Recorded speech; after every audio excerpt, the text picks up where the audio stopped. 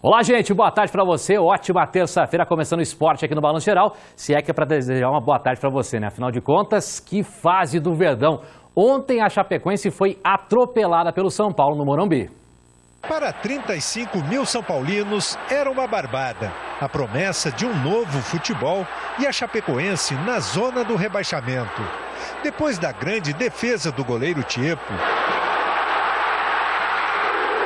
e de um mau primeiro tempo que produziu vaias nas arquibancadas,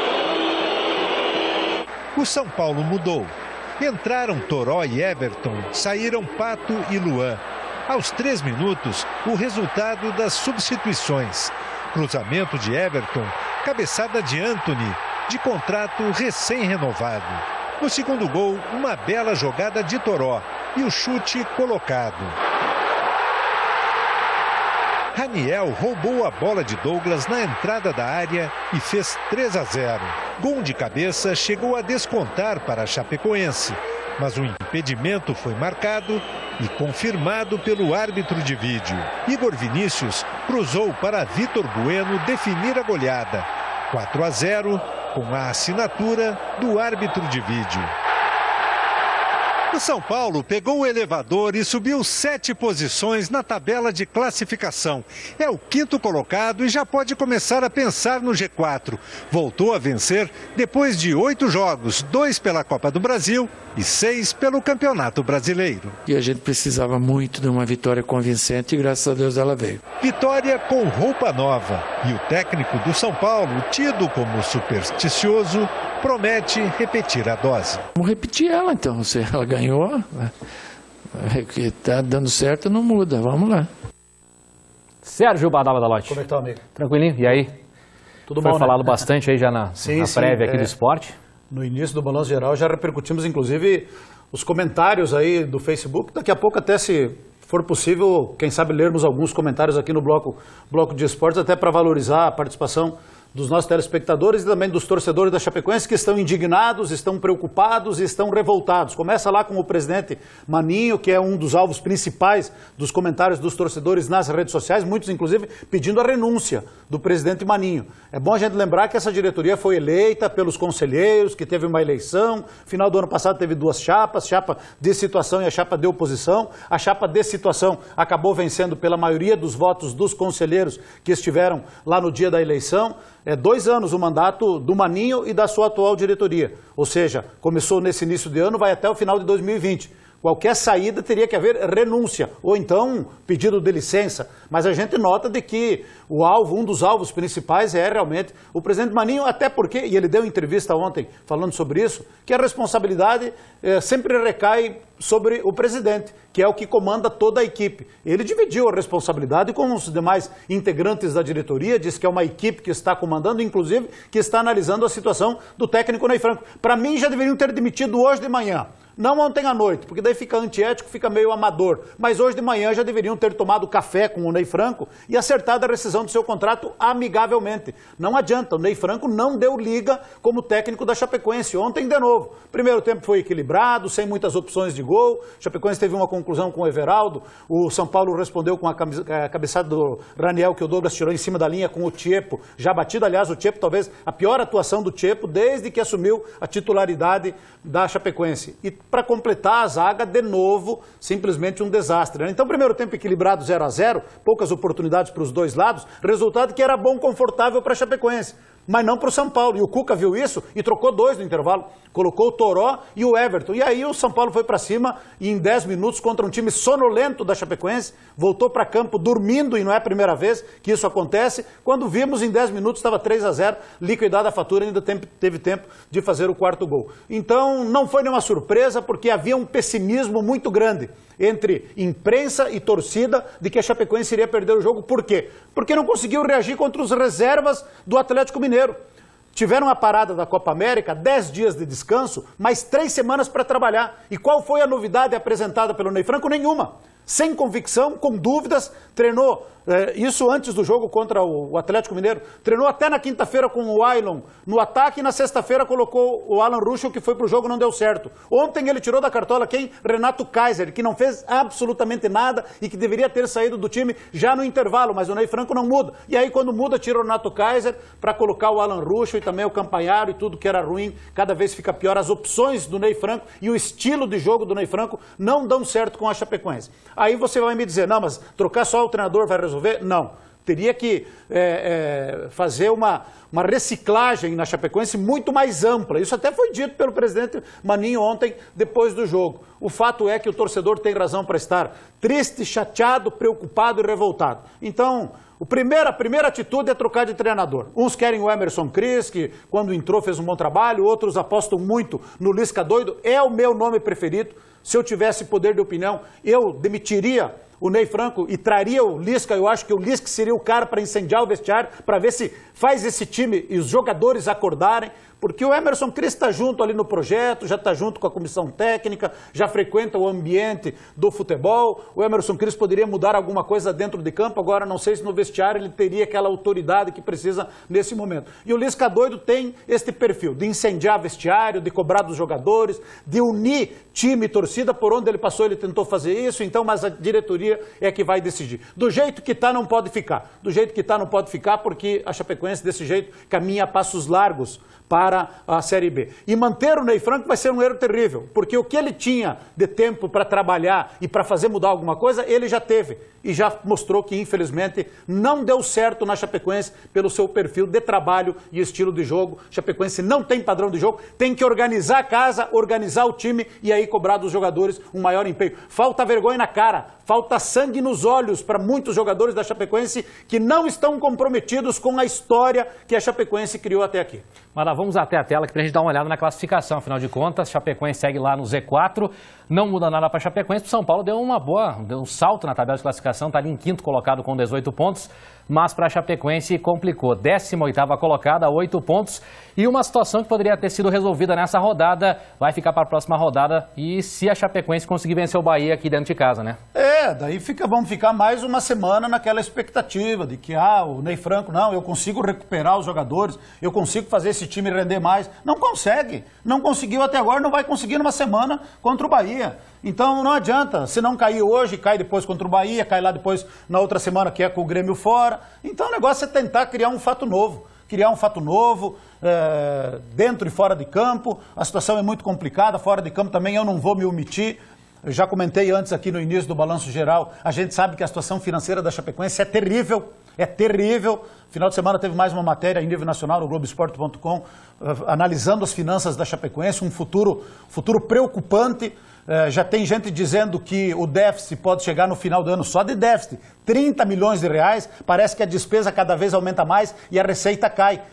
Fruto do mau desempenho do time dentro do campo. Torcedores se afastando, torcedores deixando de ir para a Arena Condá, torcedor deixando de pagar mensalidade. Então é um momento de reflexão, de decisão, de humildade para a diretoria. Se precisar trazer alguém daqui de Chapecó que já trabalhou no clube, que tem conhecimento, é o momento de unir forças, porque senão o futuro da Chapecoense realmente vai ser muito preocupante. A única coisa boa que eu vejo em tudo isso, que me dá um certo acalento, uma certa esperança, é que restam ainda 27 jogos, gente. É um campeonato inteiro pela frente. Ainda dá para tentar melhorar, mas as decisões têm que ser tomadas agora, porque se continuar desse jeito aí, infelizmente o caminho é a Série B e vai comprometer muito o futuro da Chapecoense como clube de futebol. Infelizmente, o que era uma evolução constante pode ser o início de uma queda brusca do nosso Verdão, o que ninguém quer. Bom, o que a gente sabe, né, que o torcedor da Chapecoense é a maior riqueza do Verdão, isso é sempre falado, né?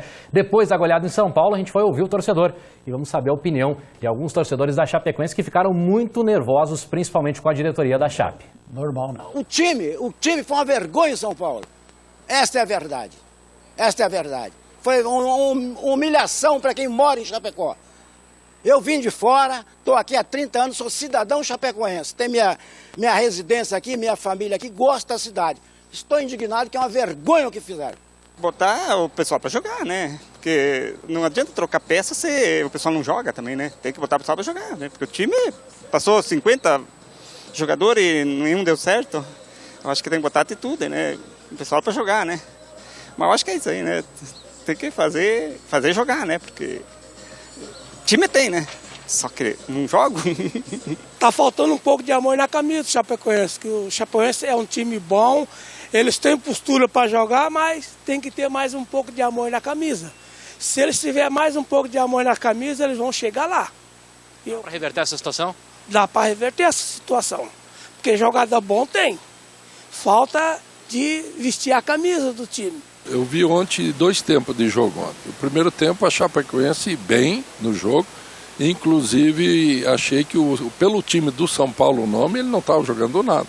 Só que no segundo tempo nós entramos dormindo. Quando nós vimos 10 minutos, tomamos 3 gols. E tem coisas que eu vejo que o técnico, vamos dizer, pelo menos nós enxergamos aqui de fora, e o técnico não está enxergando. Escalações erradas, no meu ponto de vista, porque aí você acaba ficando brabo pela escalação do jogador A ou B ou C, que todo mundo vê, a maioria vê que ele não poderia ser escalado. Qual que é a ação da diretoria agora? Mandar a técnica embora? O que tem que fazer a partir de agora? Eu acho que a chance realmente tem que mandar o técnico embora.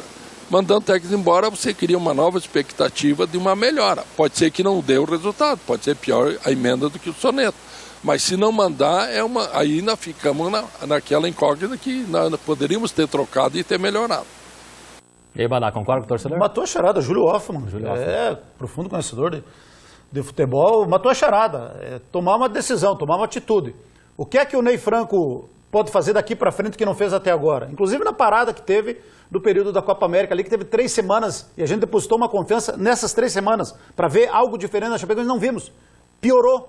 Em vez de melhorar, piorou depois da volta nos 2 jogos da Copa América. Então não adianta querer insistir. Ele é uma unanimidade negativa hoje. Nada contra ele, é um cara bem de vida, é um cara que tu pega o currículo dele, tem um currículo, nunca a Chapecoense teve um técnico com um currículo tão vitorioso como é o Ney Franco. Hoje ele reside em Orlando, nos Estados Unidos. Quando ele tira folga aqui em Chapecó, ele pega e vai para os Estados Unidos. Ele tem negócios lá, ele tem escolinha lá. Então, o que era para ele ganhar, ele já ganhou. Claro que ainda ele tem muita carreira pela frente, mas não tem o perfil da Chapecoense aqui, tanto técnico quanto jogador, e não pode se conformar facilmente com derrota. E o torcedor está cansado de desculpas, de justificativa, de desculpas tipo assim, pedimos desculpas para o torcedor, vamos trabalhar mais para tentar tirar a Chapecoense. Mas estão fazendo o quê? Se nós já estamos terminando o mês de julho, está terminando o 7º mês do ano. Então, tem que ter um choque de realidade para a Chapecoense tentar resgatar. Eu estou recebendo milhares de mensagens, não adianta. O alvo principal tem que começar pelo presidente Maninho. Gente, o presidente Maninho, eu repito, foi eleito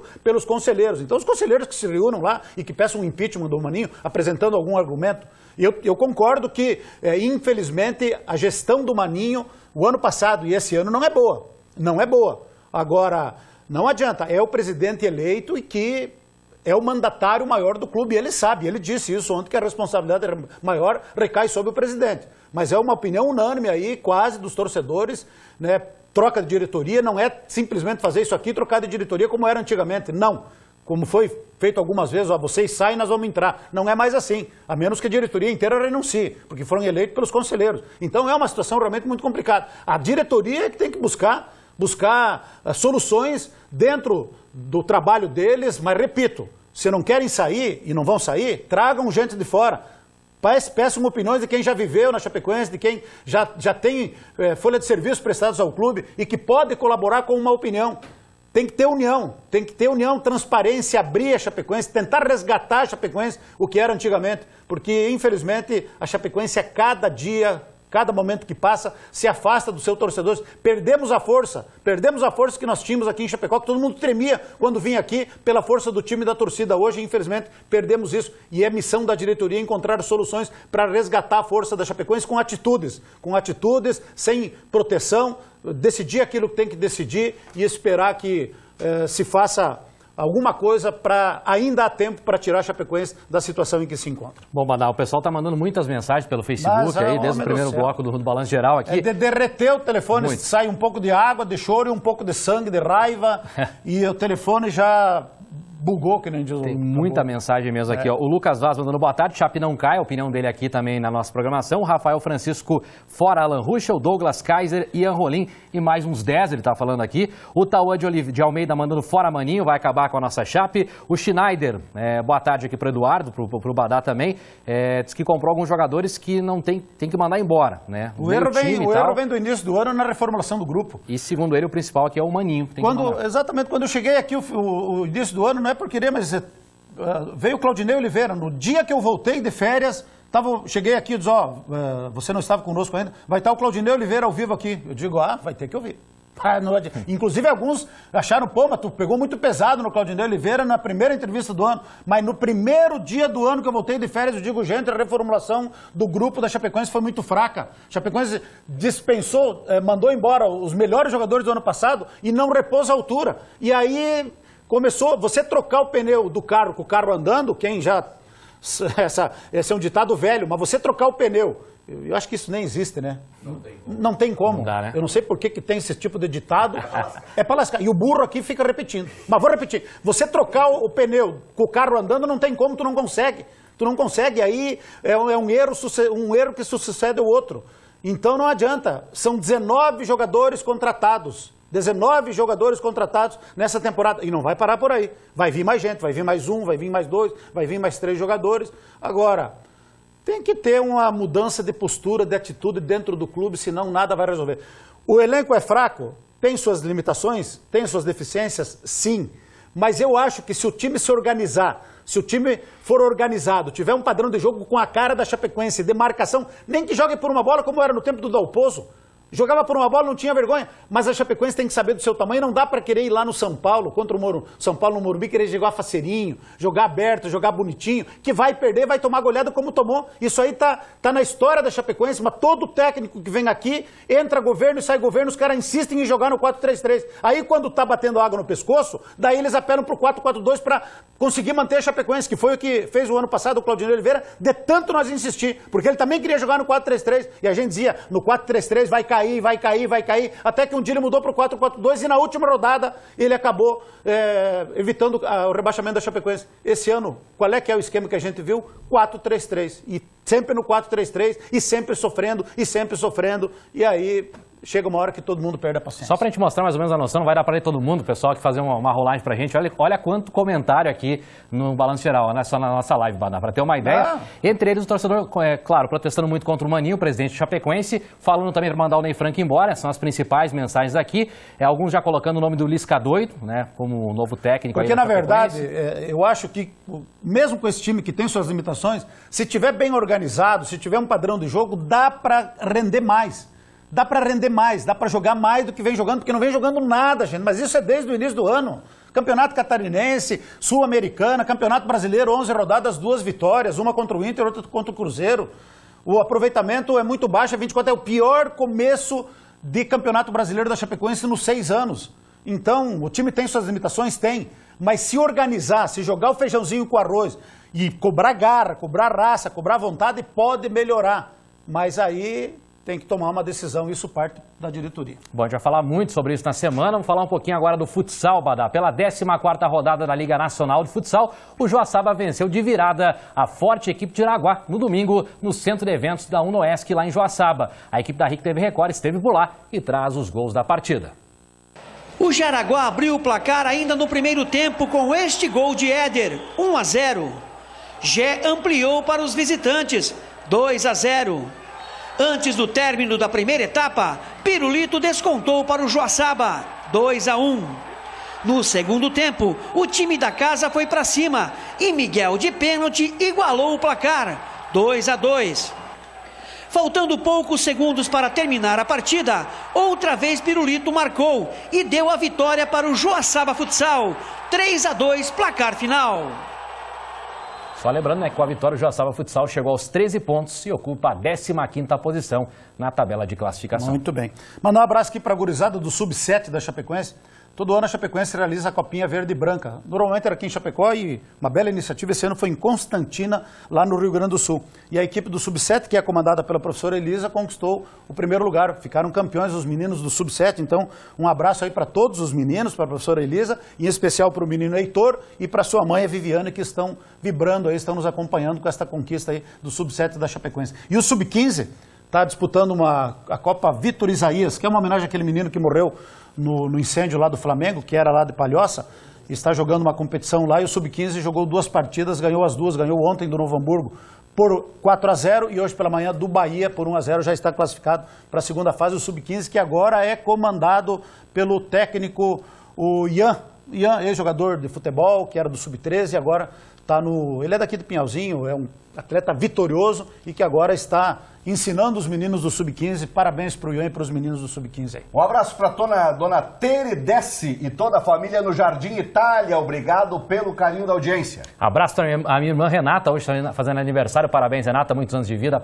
em nome de toda a família aqui. Abraços. O Luiz Daniele, o Paulo Reck, o Paulinho Reck, né? Grande presença. A Alessandra Zanesco e também o Rodrigo Pastussac, que disse que te encontrou, que tirou foto contigo, inclusive, numa imobiliária que é parceira aqui, inclusive, da RIC TV Record.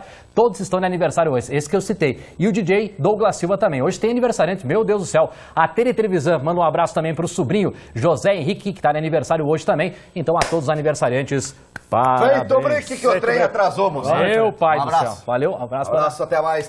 Valeu, Pradão. Até amanhã. Da manhã tem mais esporte.